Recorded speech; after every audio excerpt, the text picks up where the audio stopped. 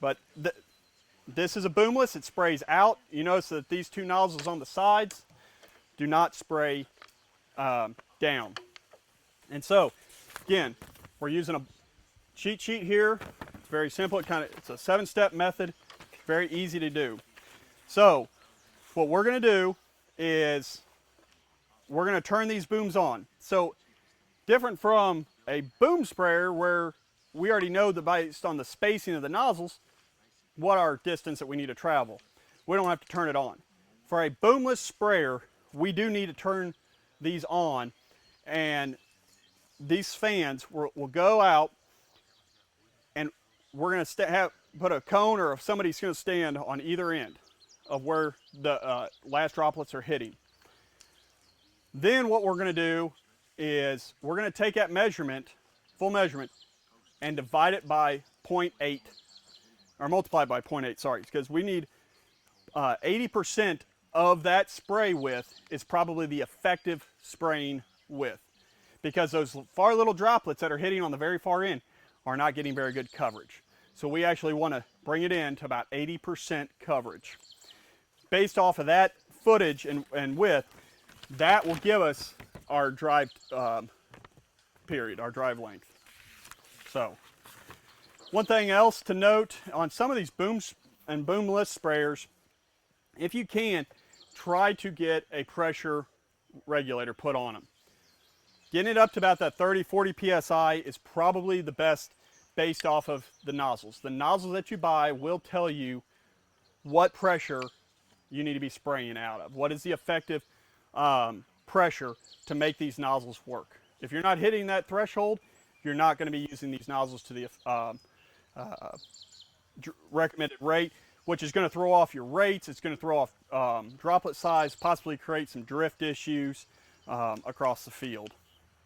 So, turn this on. You guys might want to move because it may hit you. We ready? Yep. Somebody wants to put a cone over on that far side. So, as you can see, it does a pretty good job. Again, if there were branches right here, you could run right by and shoot chemicals all the way to your We're good. spraying trees, things like that. You're done with me, I think? Not just yet. You'll need to drive it.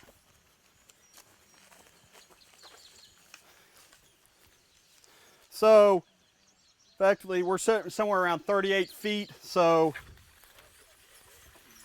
because I am not a math major, I will pull out my calculator. So, we'll make it easy. It was 38. So 140. So, yep. So, looks like we need to drive about 143 feet. We'll time it to drive 143 feet.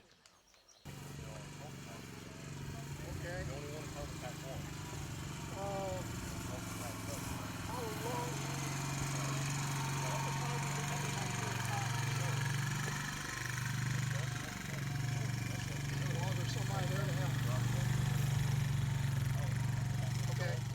28 seconds to drive that course. Jamie, how fast were you going?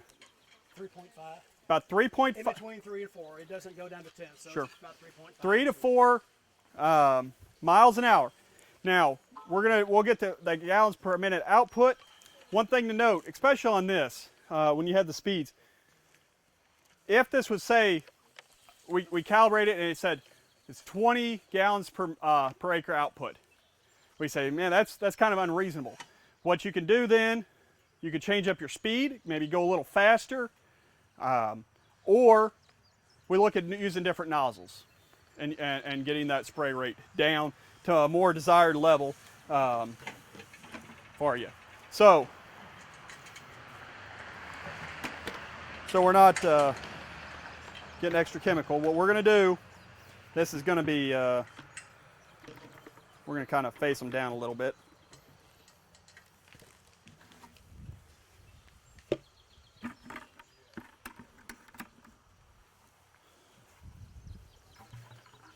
And if you really wanted to get more technical with these, you can get a cup right on these so that there's no drift otherwise.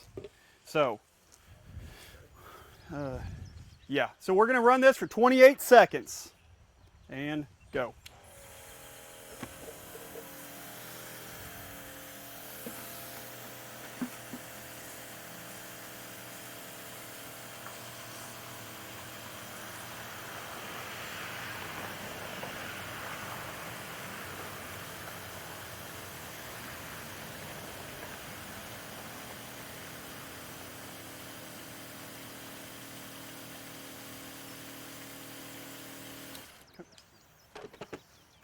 All right, so this is a pints per acre is what this is putting out. So however many, when we look at it, based off of pints here, if it's 10 pints, it equals 10 gallons per acre output. So a pint is 16 ounces.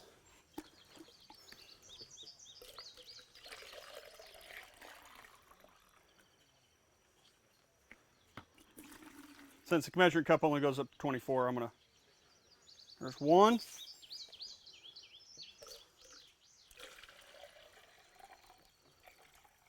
2, 3,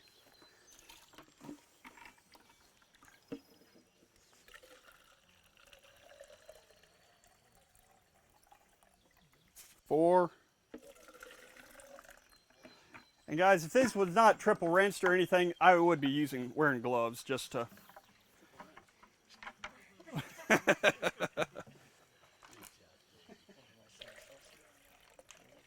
What did I say? 4? This makes 5?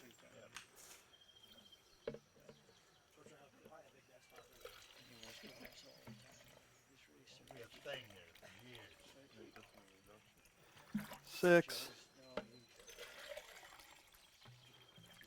7,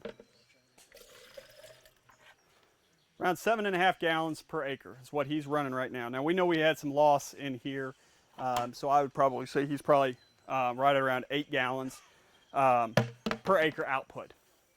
So, you know, that's as simple as it is.